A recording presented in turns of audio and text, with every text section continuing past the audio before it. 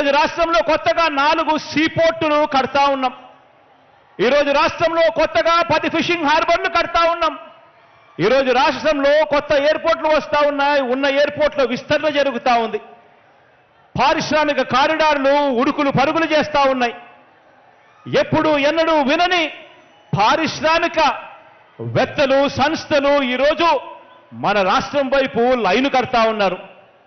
జరుగుతూ ఉన్నది ఎప్పుడు అనంటే మీ బిడ్డ పాలనలో మన వైఎస్ఆర్సీపీ ప్రభుత్వం వచ్చిన తర్వాతే. ఆలోచించండి.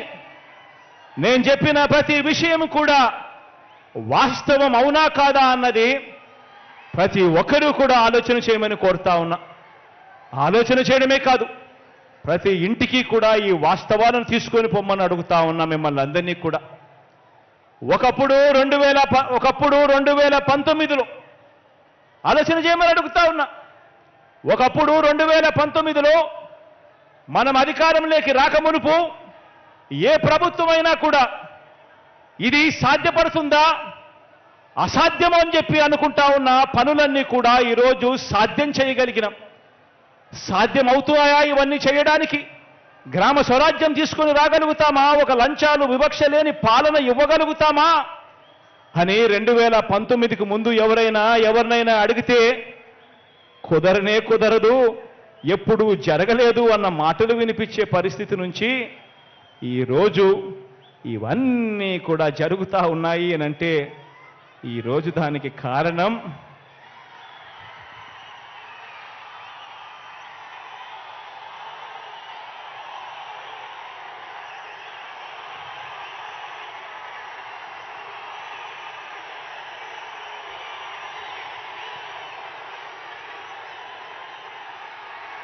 ప్రభుత్వం ఖర్చు చేసే ప్రతి రూపాయిని కూడా ఎలాంటి లంచాలు లేకుండా, ఎలాంటి వివక్షకు తావు లేకుండా, అర్హత మాత్రమే ప్రామాణికంగా ప్రతి ఒక్కరికి కూడా కులం చూడకుండా, మతం చూడకుండా, ప్రాంతం చూడకుండా, వర్గం చూడకుండా, చివరికి వారి రాజకీయ పార్టీ అనేది ఏమిటి అని కూడా చూడకుండా నేరుగా పేదలకు వారి చేతికి అందించడం సాధ్యం కాదు అని ఎవరైనా అంటే కాదు, అది సాధ్యమే. ఒక్క జగనన్న పాలనలో అది సాధ్యమే అని చెప్పి దేశానికే చూపించగలిగాం ఈరోజు. ఆలోచన చేయమని అడుగుతా ఉన్నా. ఎన్నికలప్పుడు మేనిఫెస్టో అని చెప్పి పెద్ద పెద్ద మాటలు చెప్తారు. ఎన్నికలప్పుడు ప్రజలను మోసం చేసేందుకు పెద్ద పెద్ద మేనిఫెస్టోలు చెప్తారు, మేనిఫెస్టోలు రిలీజ్ చేస్తారు.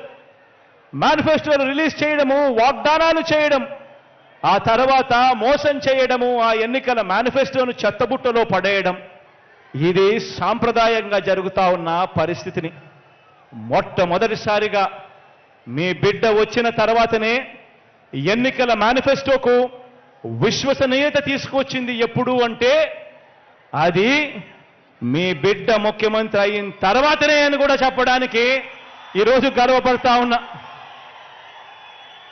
మీ బిడ్డ చెప్పింది ప్రతిదీ కూడా చేశాం. మీ బిడ్డ హయాంలో చెప్పింది ప్రతిదీ కూడా చేశాం. మొట్టమొదటిసారిగా ఆ మేనిఫెస్టోను చూపించి 99% వాగ్దానాలను అమలు చేసి ఆ మేనిఫెస్టోను ప్రజల దగ్గరికి తీసుకొని పోయి ప్రతి అక్కకు, ప్రతి చెల్లెమ్మకు చూపించి, ప్రతి అన్నకు, ప్రతి తమ్ముడికి దాన్ని చూపించి, ప్రతి అవ్వకు, ప్రతి తాతకు దాన్ని చూపించి, వారి చిక్కటి చిరునవ్వుల మధ్య వాళ్ళ ఆశీస్సులు తీసుకుంటా ఉన్న పార్టీ ఎక్కడైనా ఉంది అనంటే అది మన వైఎస్ఆర్సీపీ పార్టీ అని మాత్రమే చెప్పగలుగుతాను.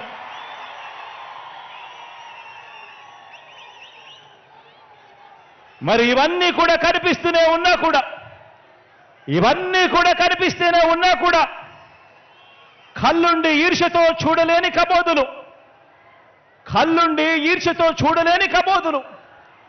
ఇటువంటి వారంతా కూడా ఏమంటున్నారో మీరంతా కూడా వింటున్నారు కదా. వాళ్లకు ఎక్కువ టీవీ ఛానళ్ళు ఉన్నాయి, వాళ్ళకి ఎక్కువ పేపర్లు ఉన్నాయి. కాబట్టి వాళ్ళు మనల్ని తిట్టేవారు కూడా వాళ్ళల్లో ఎక్కువ సంఖ్య ఉన్నారు. కాబట్టి వాళ్లకు నోరు మంచివి కాదు. కాబట్టి వాళ్ళు మనల్ని ఎప్పుడూ అంటూనే ఉంటారు. ఇటువంటి వారు ఏమంటున్నారో మీరంతా వింటున్నారు కదా.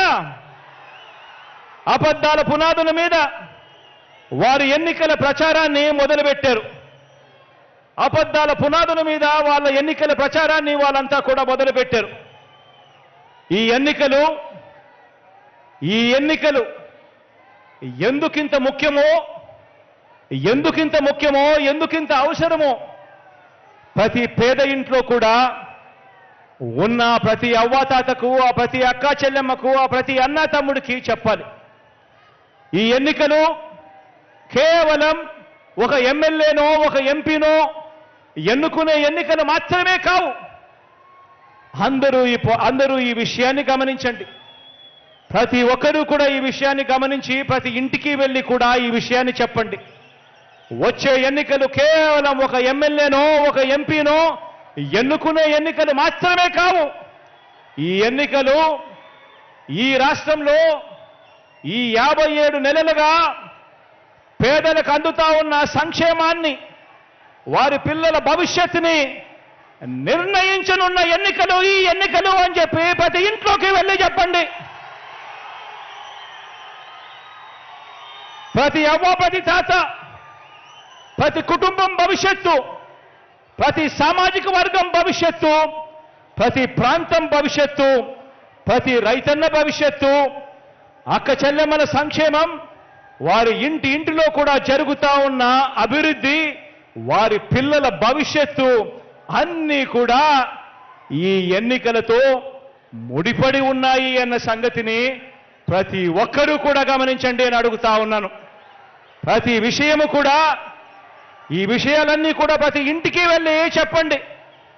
ఇప్పటికే మనం 3,000 రూపాయలు చేసిన పెన్షన్, ఇప్పటికే మనం 3,000 రూపాయలు చేసిన పెన్షన్ 1వ తేదీన ఉదయాన్నే ఈ 3,000 రూపాయల పెన్షన్ అందాలన్నా, భవిష్యత్తులో ఇది పెరగాలన్నా, ఇంటికి ఆ పెన్షన్ రావాలన్నా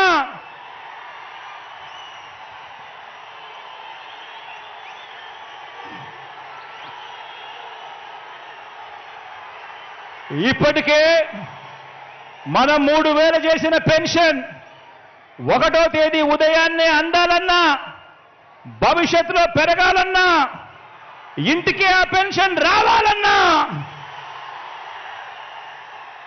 మీ ఊరికే మీ ఇంటికే వైద్యం అందాలన్నా, వైద్యం కోసం ఏ పేదవాడు కూడా అప్పుల పాలయ్యే పరిస్థితి రాకూడదన్నా, అది మనందరి ప్రభుత్వం, మీ బిడ్డ ప్రభుత్వం మాత్రమే ఆ పని చేయగలదు అని ఇంటింటికి వెళ్ళి చెప్పండి అని అడుగుతా ఉన్నాను ఈ సందర్భంగా.